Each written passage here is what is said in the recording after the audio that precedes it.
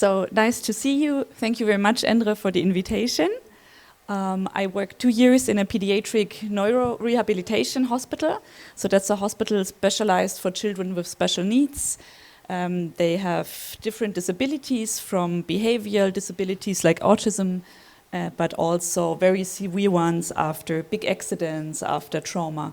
So I give you an overview of our concept of our old clinic where I worked. Now I'm working in Zurich, so this is a picture of my last clinic in the Bavarian mountains of Germany. And to show you our concept, what we think, how to support the children in our way. If you have any questions, I think in the end we have a lot of time, but if there is something urgent, just interrupt. Okay.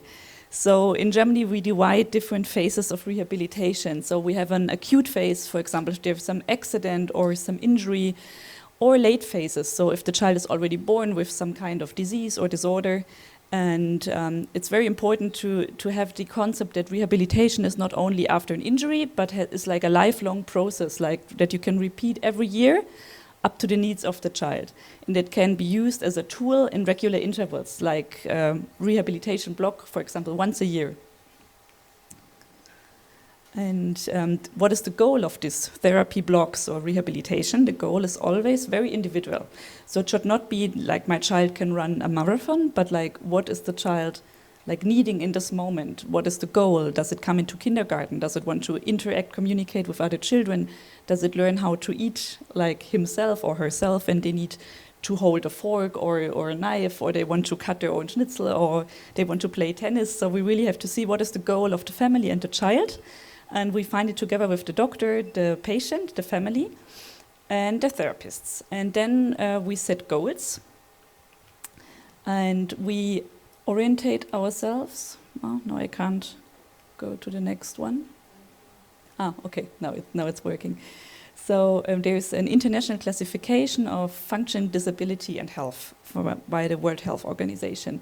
And we always orientate ourselves on this one. So there are always different parts of the problem. So we have activities, and this is an example of a child with cerebral palsy. Cerebral palsy is like a disorder when there has been, for example, a lack of oxygen at birth, and the children have disabilities later in life. Can be very different in every child. So we see our child has difficulty with walking, and this makes also a problem with participation in life, because then it can't walk to school, it can't use like a normal chair, and it also has like problems with its own body, like the joints are not movable, the muscles can be short or contract.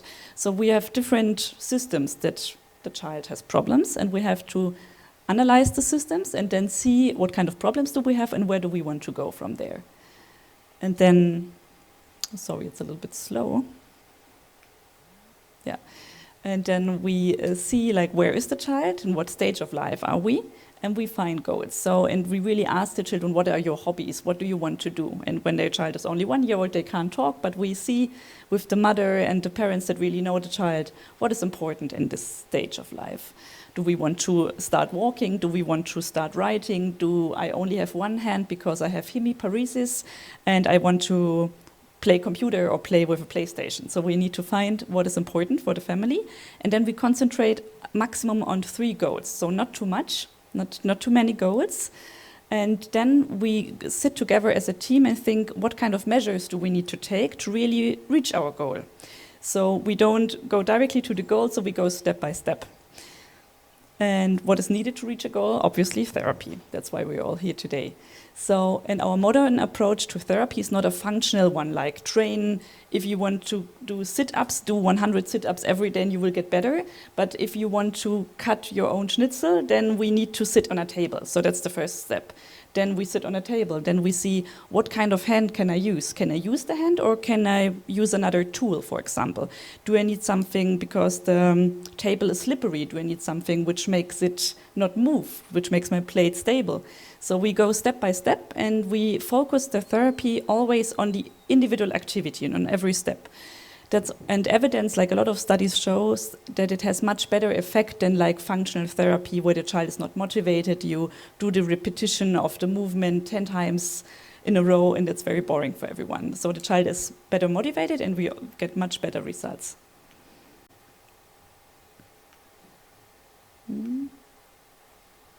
Sorry, it doesn't work. Oh, okay. It always has a little bit of, I don't know. Can you help? Yeah, next. Yeah, next. It doesn't go, I don't know. Yeah. Oh, now we have to go back. Yeah. So I talked about the goals and that we work as a team. So in our clinic, but also in every other clinic on the world, or also outpatient, when you are at home, you need like a treatment team. It's not only one therapist and a family or one doctor and a family. It's always like we say, it takes a whole village. So we need doctors that are specialized in children. Then we need doctors that are specialized in children that have some kind of special need, like we talk about today. Then we need physiotherapists, ergotherapy, we need logopedic therapy, music, social workers, psychologists, as we heard before, orthopedic technicians, but also like if the child has any special needs, like eye problems, problems with urinating, problems with, with eating, then we need like much more specialties, yeah? So that's important to understand, I think. So, and now I'm talking about what are the different tasks of everyone in this group. So the supervision of the team in my clinic is like by the pediatric doctor, like someone like me, and we find, like we get to know the child, we examine it, we see what kind of problems does it have, like on the body function, but also on the behavior, on the mind function, on the intelligence level. Then we see where are we, what are the current problems, what do we need? Then we set up a treatment plan together with the team. So we have a big team meeting with everyone, which I showed the slide before, and see what do we do. Okay. And then the child is in our clinic for maybe 3 weeks, for example, and when we meet each other every week, like once a week, to see how far have we come, what do we need to go. So the physiotherapy, they evaluate all the body functions, they do different assessments, they see what can the child do, there are different tests, so we can measure objectively also how they get better. And they observe the child also before and after rehabilitation, or before and after some kind of medication, some kind of tool, to see if it gets better. They implement their own activity of the child, they can better the force, the movement, the perception, and they also help the children with some kind of orthopedic devices like wheelchairs and all that stuff. Oh, sorry, that was too quick. Yeah. Sorry. Next one? No. Yeah, here. Okay, so then the next important one, I think the most important one, is the ergotherapy, or in English it's also called occupational therapy.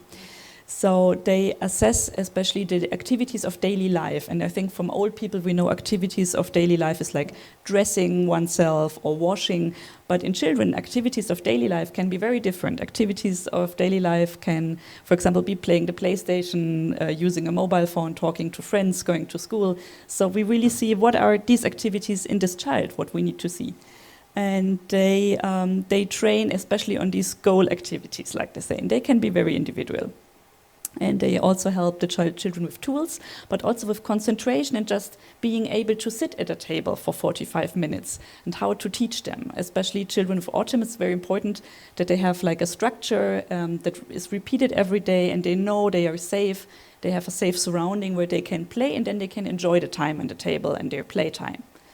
And also very big part of this is also instruction of the parents. So it's not only the child is there and the therapist, but the parents should be there as well. Not maybe every time, but especially in the end of the therapy, they should be there so that the parents really see and can take over some kind of mechanisms and tools, how to work with their child or how to play with their child, so that the child and the parent can enjoy it, both of them. Then also a big part is logopedic therapy. So I think it's commonly known as speech therapy. But logopedic therapy is much more than that. It's not only like talking or pronounce words better, but it's also about communication. Not every child can communicate like we do. Like some have verbal communication, non-verbal communication. Some children don't want to communicate at all. Then we have to find a measure how we can get in interaction with them. And some children that never learn to talk, we have a lot of modern techniques like tablets that can be directed with their eyes so that they can select different words or sentences. We have play cards so they can show what they want. We can't give them like thousands of options, but if you give a child that has a very severe disability 2 options, they can always decide, and we can always get in better interaction together with them. So that is very important to see that there's normal speech therapy, but also you can get very creative in that. And the task of logopedic therapy is not only speech and talking, communication, but also eating, swallowing. And when children have chronic problems with swallowing and always get infections, to look further, like do we need more invasive support with eating, like PECs? But it's very medical. I think it's a little bit over the top today. But it's just important to see like logopedics have a very big role, not only in talking.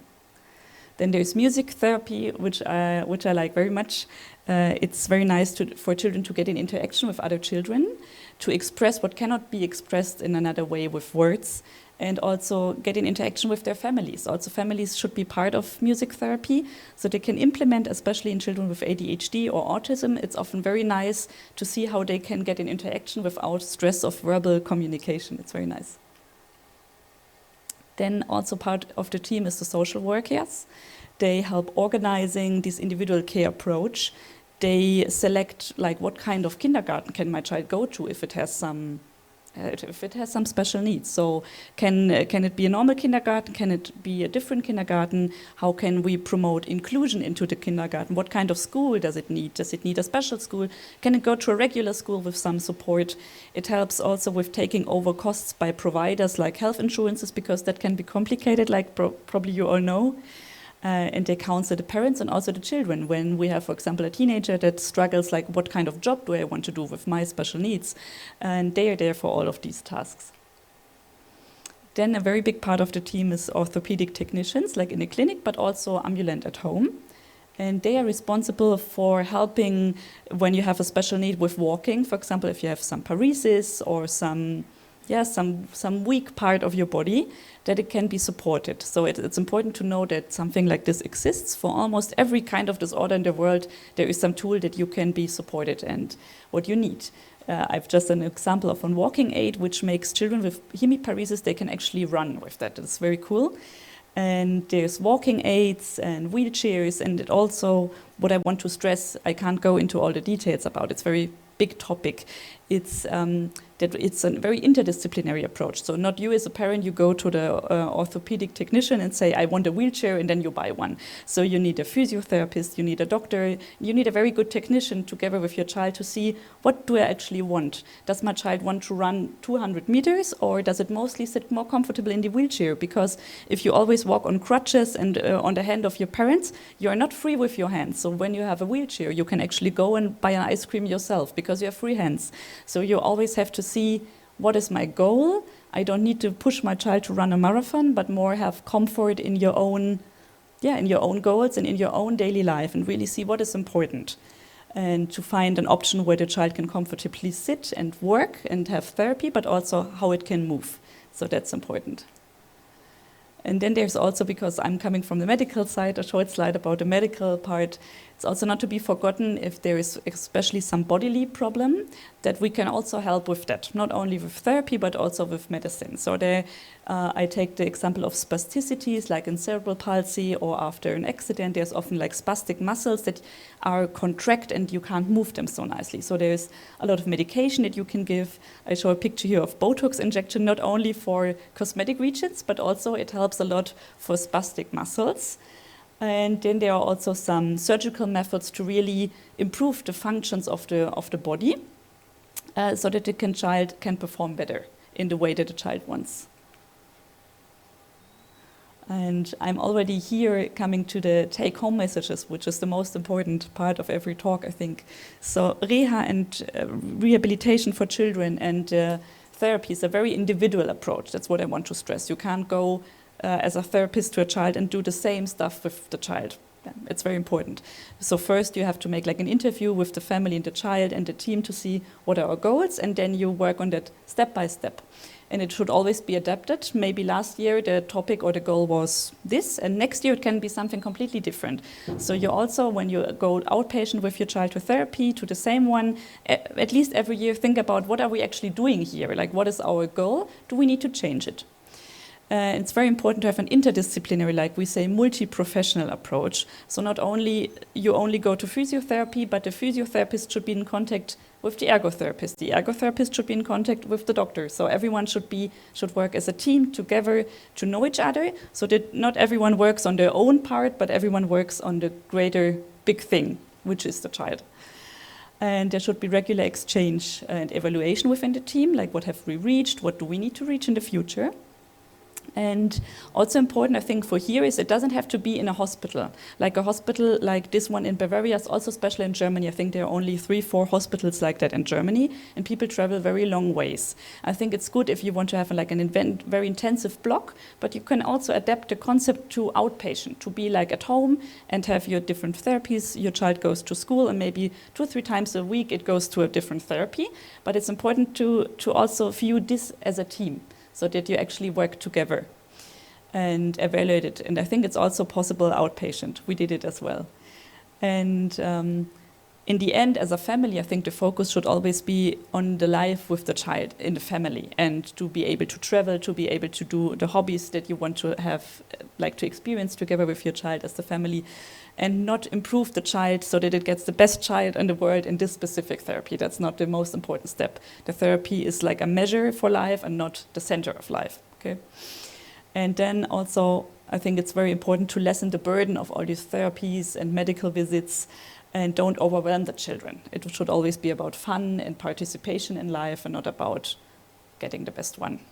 Yeah. So this is already the end of my slides, but we have, I think, some questions. Yes? Or some discussion. Yes.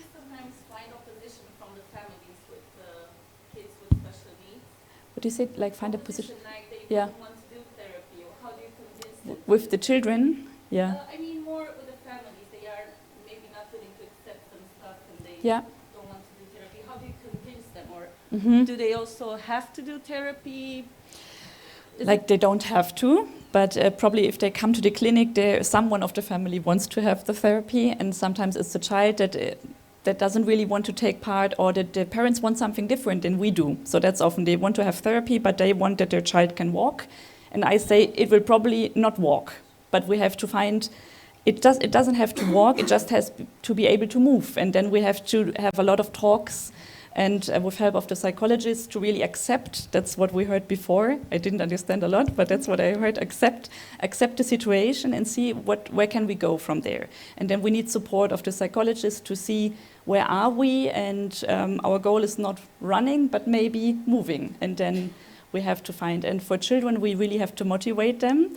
And usually it works when they can, when you give them options where they can decide what they want to do, but the options are all what we suggest, right?